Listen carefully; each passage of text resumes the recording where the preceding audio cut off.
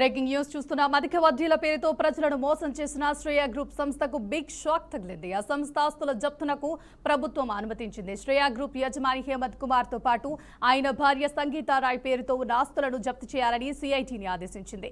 దీంతో కర్నూలు జిల్లా జూపాల బంగ్లా మండలం పారుమంచాలలో ఉన్న 51.55 ఎకరాల భూమిపై చర్యలు తీసుకునేందుకు సిఐటి అధికారులు సిద్ధమయ్యారు. కంపెనీ స్కీముల్లో పెట్టుబడులు పెడితే అధిక వడ్డీ చెల్లిస్తామని ప్రజలను శ్రేయ గ్రూప్ సంస్థ నమ్మించింది. ఈ మేరకు 8,128 మంది డిపాజిటర్లు దాదాపు 202 కోట్లు పెట్టుబడులు పెట్టారు. కొద్ది కాలం బాగానే నడిచిన వ్యాపారం ఆ తర్వాత అసలు రూపం బయటపడింది. అధిక వడ్డీలు ఇవ్వటమే కాదని అసలు కూడా దక్కదని డిపాజిటర్లకు అనుమానం కలిగింది. ఆరా తీయటంతో తామంతా మోసపోయినట్లు తేలింది. దీంతో పోలీసులకు బాధితులు ఫిర్యాదు చేశారు. ఈ మేరకు పోలీసులు కేసు నమోదు చేసి దర్యాప్తు చేస్తున్నారు. అనంతరం ఈ కేసును సిఐడికి అప్పగించారు. దీంతో నిందితుల ఆస్తులను జప్తు చేసేందుకు ప్రభుత్వాన్ని సిఐడి అనుమతి కోరింది. సిఐడి ప్రతిపాదనను పరిశీలించిన ప్రభుత్వం శ్రేయ గ్రూప్ ఆస్తుల జప్తునకు గ్రీన్ సిగ్నల్ ఇచ్చింది. ఇదే అంశానికి సంబంధించి పూర్తి సమాచారాన్ని మా ప్రతినిధి బసవరాజ్ అందిస్తారు. చెప్పండి బసవరాజ్, మీ దగ్గర అప్డేట్స్ ఏంటి? శ్రేయ వర్మ, ఏదైతే Shreya infra group of companies అంటే వీళ్ళు పెట్టుబడి అంటే వీళ్ళ వద్ద పెట్టుబడి పడితే 1కి 10 అవుతుందని నమ్మించారు. కర్నూలు వ్యాప్తంగా సుమారుగా 100 కోట్ల మేరకు ఈ సంస్థలో పెట్టుబడి పెట్టినట్లు తెలుస్తా ఉంది. అయితే 2020లో ఈ సంస్థ తన కార్యకలాపాలు ప్రారంభించింది. అప్పట్లో భారీగా జనం స్టార్టింగ్ లో వీళ్ళు వడ్డీలు అధికంగా ఇస్తాం అంటే 100కి 20 రూపాయలు వడ్డీ కూడా వస్తా ఉందని ఆశ చూపడంతో చాలా మంది కట్టారు. కొంతవరకు పబ్లిక్ నమ్మించడానికి వెంటనే వడ్డీ డబ్బులు అసలు డబ్బులు కూడా ఇచ్చారు. ఇచ్చాక చివరిలో ఏదైతే భారీగా వాళ్ళకి పెట్టుబడులు లేదా భారీగా వాళ్ళ దాంట్లో ఏదైతే డిపాజిట్ చేశారో ఆ సమయానికి వీరు జస్ట్ ఎలక్షన్ ముందు చేతులెత్తేసిన పరిస్థితి. సో ఈ రకంగా దేశవ్యాప్తంగా ఏదైతే ఉత్తరప్రదేశ్ లోని లక్నో కేంద్రంగా హేమంత్ రాయ్ అనే ఒక వ్యక్తి ఆధ్వర్యంలో ఈ వ్యవహారము ఈ శ్రేయ ఇన్ఫ్రాస్ట్రక్చర్ కంపెనీ అంటే వాళ్ళకి పెద్ద విల్లాస్ వెంచర్స్ ఉన్నాయి. అక్కడ 10 రూపాయలు పడితే అది 1000 రూపాయలు అవుతుందని జనాన్ని నమ్మించారు. ప్రతి ఊర్లో కూడా సుమారుగా సగానికి సగం మంది ఇలా డబ్బులు చెల్లించి మోసపోయిన పరిస్థితులు. అంటే లాస్ట్ లో ఇలా నమ్మి ఒకరినొకరు నమ్మి చాలా మంది కూడా లాస్ట్ లో కట్టుకున్నారు. పుస్తకాలు అమ్మారు, ఇంట్లో ధాన్యాలు అన్ని అమ్ముకుని కట్టారు. ఇందుకు ఎగ్జాంపుల్ గా మనం ఏదైతే తడకనపల్లి, వామసముద్రం ఈ 2 పల్లెలు గమనించినట్లయితే అక్కడే సుమారు 50-60 కోట్లు ఆ గ్రామాల నుంచి జనం కట్టుకున్నారు. అంటే ఊర్లో 90% కట్టేశారు. సో ఈ విధంగా వీళ్ళు కట్టుకున్న డబ్బంతా అంటే పక్క వాళ్ళకి కొంత రావడంతో మిగతా వాళ్ళంతా కూడా ఆశపడి కట్టారు. చివరికి ఏదైతే ఫుల్ ఫ్లెడ్జ్ గా అందరూ కట్టేశాక వీళ్ళు చేతులు ఎత్తి ఉడాయించిన పరిస్థితులు మనం చూస్తా ఉన్నాము. అయితే ఈ కేసుకు సంబంధించి చాలా మంది బాధితులు ఆయా పోలీస్ స్టేషన్ పరిధిలో కంప్లైంట్ ఇవ్వడం జరిగింది. బట్ పోలీసులు నామమాత్రంగా కంప్లైంట్ స్వీకరించారు. కానీ ఇది చీటింగ్ కేసు కాబట్టి పెద్దగా మేమేం చేయలేమన్నట్లు అంటే ఏదైతే ఈ ఉడాయించిన వాళ్ళతోనే పోలీసులు చేతులు గారికి కొంత ఈ కేసును కూడా నీరుగారించిన పరిస్థితి.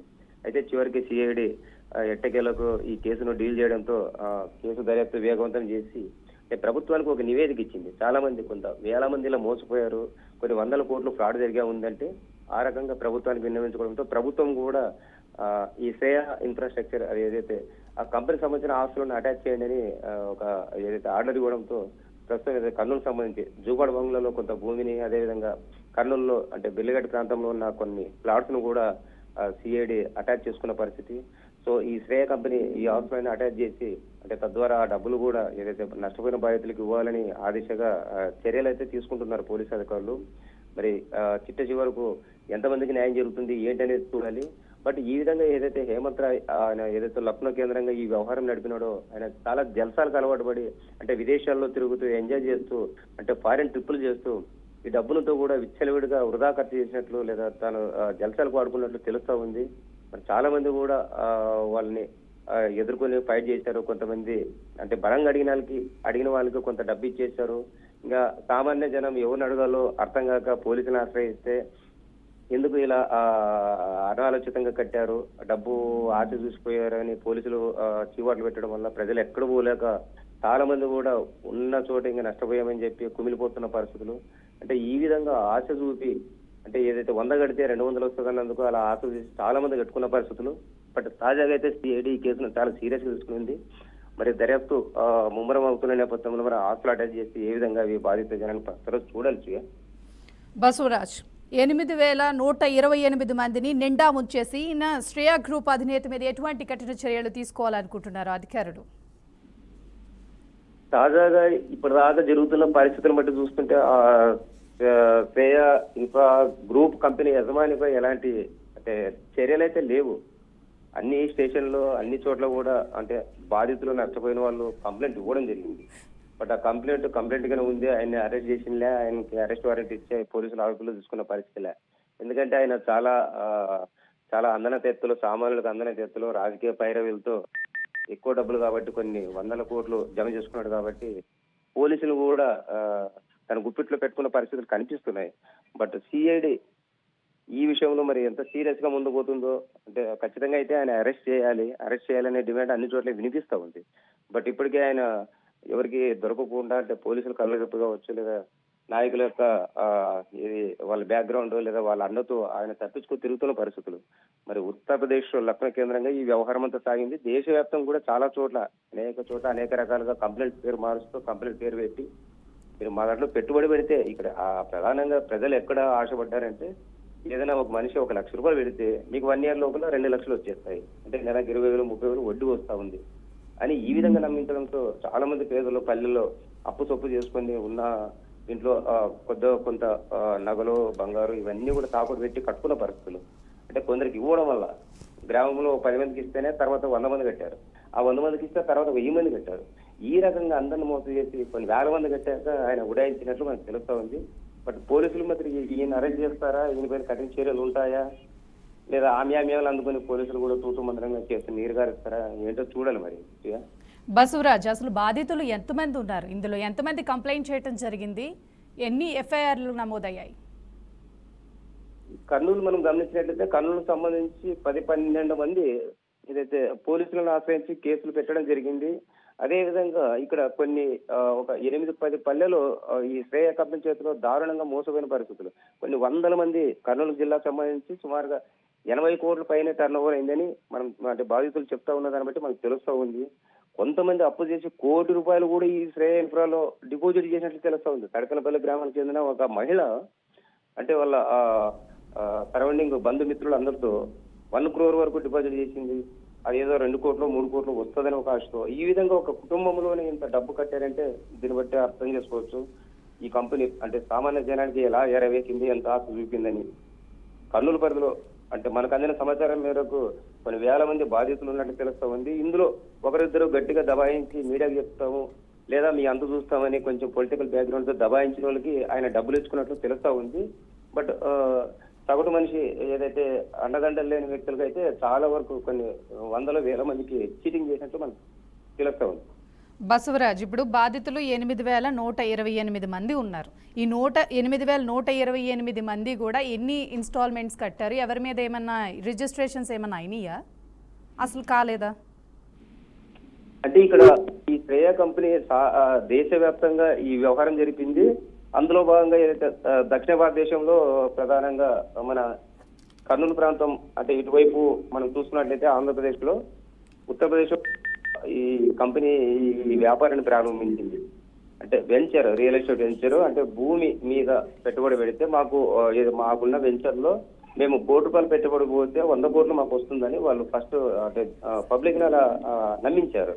సో ఇక్కడ మీరు ఏదన్నా 1,00,000-2 లక్షలు పెడితే మీకు 2 పెడితే 4 పెడితే 8. సో ఆ సొమ్ము ఇవ్వడం ఏం పెద్ద సమస్య కాదు, మీకు మంత్లీ ఇంట్రెస్ట్ రూపంలోనే మీరు సుమారుగా 1 year లోపల మీరు పెట్టింది వచ్చేస్తుందని నమ్మించారు. ఆ రకంగా దేశవ్యాప్తంగా ఇప్పుడు 8,000 మంది అంటున్నారు. అంటే ఇది ఏదైతే సిఐడి అధికారికంగా గుర్తించిన పరిస్థితులు. అంటే ఇంకా బయటికి రాని వాళ్ళు చాలా మంది ఉన్నారు, సుమారుగా 10-15,000 మంది బాధితులు ఉన్నారు. మరి ఇందులో వీరంతా కూడా ఎలాంటి డాక్యుమెంట్ లేదు, ఎలాంటి అగ్రిమెంట్ లేదు, కేవలం వాళ్ళ కంపెనీ చెప్పేదాన్ని బట్టి నమ్మడము, లేదా ఇంటి పక్కల వాళ్ళు ఊర్లో వాళ్ళు ఎవరైనా కట్టింటే వాళ్ళ మాట విని కట్టుకున్న వాళ్ళే చాలా మంది ఉన్నారు. అంటే ప్రతి ఊర్లో కూడా ఇక్కడ ఏం చేశారంటే వాళ్ళు జనరల్ గా ఏదైనా జిల్లాను లేదా తాలూకాను తీసుకున్నప్పుడు అక్కడ కొంతమందిని ఏజెంట్ని నియమించుకుంటారు. ఏదైతే రియల్ ఎస్టేట్ బ్రోకర్లు ఏజెంట్ ఎలా ఉంటారో ఆ విధంగా ఏజెంట్ నియమించుకొని వాళ్ళు పల్లెలకి గ్రామాలకు వెళ్తూ అక్కడ గ్రామాల్లో జనాన్ని మోటివేషన్ చేసి అక్కడ కీలకంగా ఎవరైతే ఉంటారో వాళ్ళని ఫస్ట్ తమ గుట్టలు వేసుకుంటారు. ఇది పరిస్థితి అని అక్కడ ఒక ఏజెంట్ చేసి ఆ గ్రామంలో మీరు ఈ విధంగా కట్టినట్టయితే మీకు ఇంత కమిషన్ ఉంటుంది, ఎంతమంది చేరుతారో మా సంస్థలో దాన్ని బట్టి ఒక్కొక్కరి పైన ఇంత ఉంటుందని నమ్మేయడం వల్ల అట్లా ఆ ఊర్లో గుడ్ విల్ ఉన్న వ్యక్తి అతను చూసి ఊర్లో జనాలంతా కట్టిన పరిస్థితి. ఈ విధంగా ఒకరికొకరు ఇది టైం లింక్, ఇది తీర మోసమయ్యాక తెలిసింది ఇదంతా దగా మోసం అని. అప్పటిదాకా వస్తుంది శ్రేయ కపూర్ మంచిదే అంటే ఏ 100 మందిలో 10-12 మంది లబ్ధి పొందారు, 10-20 మంది లబ్ధి పొందారు, తక్కిన 70-80 మంది లాస్ అయిన పరిస్థితి. లాస్ అయ్యాక తెలిసామంది. సో ఇప్పుడు వాళ్ళు ఆ కంపెనీ ఓనరు యజమాని ఎక్కడున్నాడో తెలియక ఈ ఏజెంట్లు ఈ రోజు రేపు యజమాని ఉన్నాడు, డబ్బు ఇస్తాడు, యజమాని ఉన్నాడు అని ఇట్లా కథలు చెప్పుకుంటూ పోతా ఉన్నారు. సో ఓవరాల్ గా ఈ ఏజెంట్ పైన కఠినమైన చర్యలు లేవు, కఠినమైన యాక్షన్ లేదు, ఇంకా ఓనరా పరారీలో ఉన్నాడు. సో ఈ రకంగా మొదటిగా మోసం అన్నట్లు పల్లెల్లోని సామాన్య ప్రజలే కూలినాలు చేసుకుని తినే ప్రజలైతే దగా అయినట్లు మనకు తీవ్రంగా మోసమైనట్లు తెలుస్తా ఉంది. బసవరాజ్, డిపాజిట్స్ కి ఇంట్రెస్ట్ ఎన్ని మంత్స్ ఇచ్చారు, ఎంతమందికి ఇచ్చారు?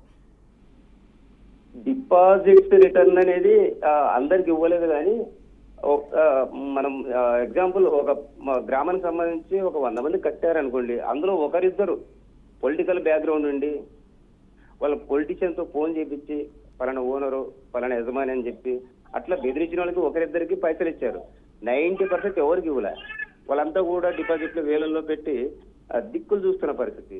అంటే ఇక్కడ పోలీసులు కూడా ఈ బాధితులు జరిగిన అన్యాయం చెప్తా ఉంటే ఇంత అమాయకంగా లేదా ఇంత గుడ్డిగా ఎలా కట్టారు మీరు, ఆశ పెడితే మీరు కట్టేదేనా, ఇట్లాంటి మాటలే వీళ్ళకి ఎదురైనాయి. కానీ అయ్యో మీరు కూలీనాలు చేసుకుంటుంటారు, మీకు వెనక ముంద లేదు, మిమ్మల్ని చీటింగ్ చేశారు, ఎవడు వాడు యజమాని తోలు ఇస్తామని చెప్పి ఆ రకంగా ఏదైతే ఈ ఇన్ఫ్రా శ్రేయ ఇన్ఫ్రా వాళ్ళ మేనేజ్మెంట్ మీద పోలీసులు అయితే ఉక్కు పదం మోపలే.